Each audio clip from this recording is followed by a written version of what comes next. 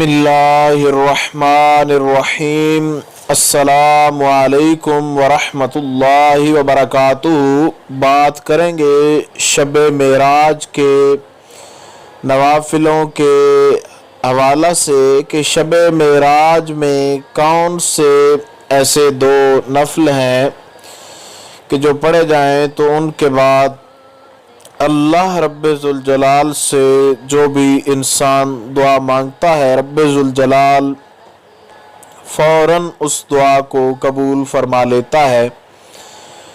तो ये इंतहाई आसान तरीन तरीक़ाकार है। नमाज इशा शब मेराज को जब आप मेराज की शब जो है नमाज इशा अदा कर लें तो उसके बाद जो है इशा के अदा कर लेने के बाद आपने 2 रकात जो है नमाज नफल, और इसको आपने ये बराए हाजत जो है आपने इस नीयत से बंदगी खुदा ताला की, इस नीयत के साथ आपने इनको जो है इनकी नीयत करनी है और उसके बाद आपने ये नवाफिल जो है इनको अदा करना है। सूरह फातिहा शरीफ पढ़ लेने के बाद आपने 11 मरतबा जो है एक रकत के अंदर सूरह इखलास शरीफ जो है उसको पढ़ना है।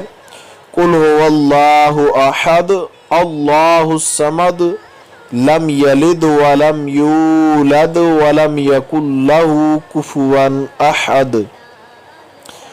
सूरह इखलास को आपने जो है 11 मरतबा जो है सूरह फातिहा के बाद पढ़ना है पहली रकात के अंदर, और इसी तरीके के साथ दूसरी रकात के अंदर आपने सूरह इखलास को 11 मरतबा जो है पढ़ना है। उसके बाद आपने जब आपने सलाम फेर कर नमाज से फारिग हो जाना है तो उसी जगह पे बैठकर आपने जो है सूरह इखलास जो है इसको 111 मरतबा पढ़ना है, और उसके पढ़ लेने के बाद आपने दुआ करनी है जो भी आपका मकसद हुआ जिस हवाले से।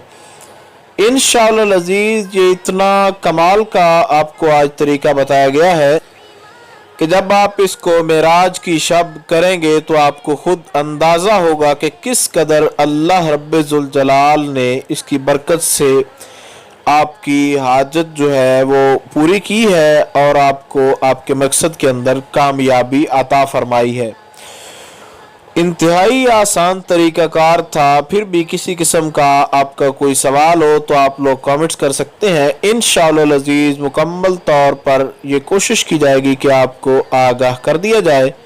अस्सलामु अलैकुम वरहमतुल्लाहि वबरकातुहू।